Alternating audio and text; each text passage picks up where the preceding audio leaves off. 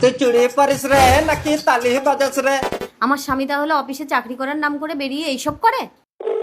এই মত দে টাকা তো। আমাকে কে ফোন করলো? আমার বউ ফোন করেছে। হ্যালো।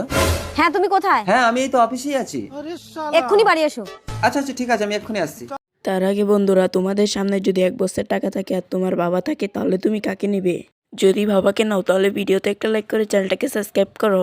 আর যদি 1 বস্তা টাকাকে নাও তাহলে কিছু করার দরকার নেই।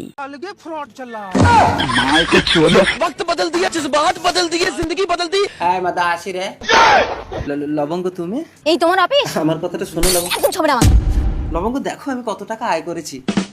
তুমি মানুষকে ঠকিয়ে 2 নম্বরই করে টাকা ইনকাম করছো, দরকার নেই আমার এত টাকা। লবঙ্গ আমার কথাটা শোনো। পুলিশে একটা হিজড়া সাথে আমাদেরকে ঠকাচ্ছিলি, এই ছেলেকে মার মার মার। দাঁড়াও ভাই, দাঁড়াও, ওনাকে মেনে না, ছেড়ে দাও। এই ওঠো। আমি তোমার কাছে কোনোদিন এত এত টাকা চেয়েছি? তুমি যদি সৎপাতে ভ্যান চালিয়ে 10 টাকাও ইনকাম করে আনতে, আমি তাতে চালিয়ে নিতাম। ঠিক আছে চলো, আজ থেকে আমি ভ্যানই চালাবো। তাই চলো। তুমি আজ পর্যন্ত হিজড়া সেজে যত টাকা ইনকাম করেছো সব আমি হিজড়াদের দান করে দিয়েছি। দাদা চাঁদে যাবে? হ্যাঁ যাবে, বসো। চলো। তোমার ভ্যানে কন্ট্রাক্টরি করে শান্তি নেই, সকাল থেকে একটা পুরুষ প্যাসেঞ্জার হলো না। বৌদি চাঁদপাড়া এসে গেছে, নামো।